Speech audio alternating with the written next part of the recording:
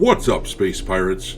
This is your captain, the certifiably suave Dr. Disaster, and right now, gamers are being given a choice with the new games that have just been released. On the one hand, we can choose the likes of Black Myth Wukong, featuring the badass Monkey on the screen here. I like it.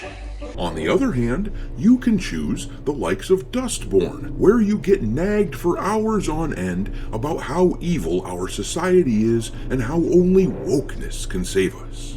Get the hell out of here. I hope you're sitting down right now for this one, because it is time to absolutely shock you, much to the chagrin of the gaming journalists and the activist developers working in the industry right now.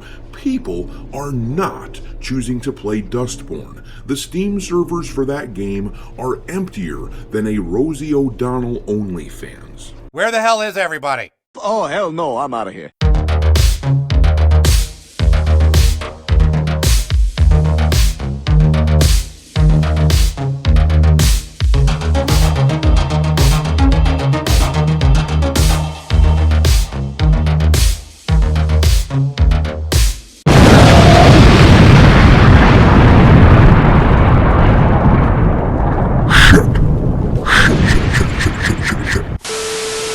Alright, me hearties, make sure you like this video and subscribe to the channel if you haven't already, and also make sure to follow me over on Twitter, where I keep a list of games lousy with woke and DEI crap pinned to my account at all times for your reference. My handle on the platform is Dr. Disaster 1.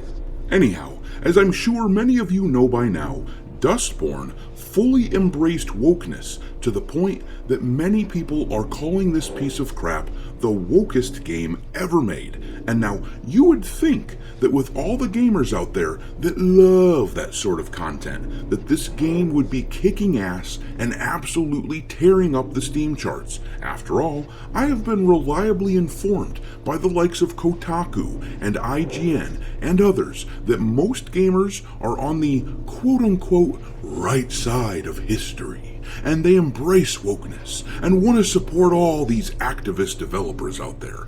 I have been reliably informed that people like me who push back against this shit are just a very vocal minority, and that in the gaming community, our words mean jack and shit, and Jack left town. But time and time again, we are finding out that it is actually these screeching harpies working in games journalism that are out of touch and completely outnumbered, at the same time that Black Myth Wukong is setting records on Steam for the number of players playing it. Dustborn, at the time of this recording, after being released for a full day, has had a max concurrent player count of 81. And to be clear, I don't mean 8,100 or 81,000, I mean literally 81. Granted that at the moment it's early in the morning, but there are currently 25 people in the whole damn world playing this game on Steam, with a peak concurrent player count of 81. That is your modern audience, my dudes. We keep seeing this shit play out over and over. Games like Flintlock, The Siege of Dawn, Concord, Dustborn, they keep trying to play into this market for crazy cat ladies who like to pretend that they're gamers, but one of these days they will recognize the truth, that those people that they are pandering to are not gamers. They are activists who will say that they like this crap in order to get the industry to change to their whims, but they won't buy any games because they aren't gamers and they don't actually give a shit. These are a swarm of locusts who descend on various hobbies long enough to consume everything in them that once made them cool and interesting, and then they move on to the next one, because what these tourists are really after are political points and virtue signaling. That is all they care about, and if the gaming industry goes tits up, they don't give a shit. They weren't planning on playing anyhow, and they'll just move on to the next hobby and try to infest it with their nagging woke politics. This game is based on 2016 era politics, and this right here is the consequence of being focused on politics instead of story. Instead of making a story that's timeless, like what we can find in Black Myth Wukong, for example, these people make stories and games that are mired in a very specific time, and they will be looked back on as a flavor of the month at best, because the woke fad is dying. The young kids this once appealed to are growing up, and they will look back at photos of themselves with their pink hair and septum rings in the same way that people from my generation look back at their wallet chains and baggy pants and think, what the hell was I doing? This type of shit is doomed to fail these days now that people are becoming alert to this crap.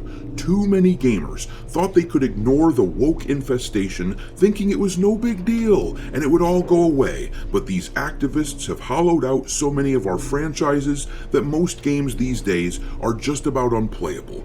Combine that with the terrible business practices of some of these wretched AAA game studios like Ubisoft and EA, and you've got what amounts to a barren wasteland for gamers, filled with the likes of Dustborn that nobody wants to play. Conversely, Black Myth Wukong has repeatedly told the activists in the industry who don't give a shit about games to pound sand. The developers of Black Myth simply made a game that people would enjoy, and look at how that's going. There are literally millions of people playing that. It takes 7 digits to express how many people are playing that game concurrently.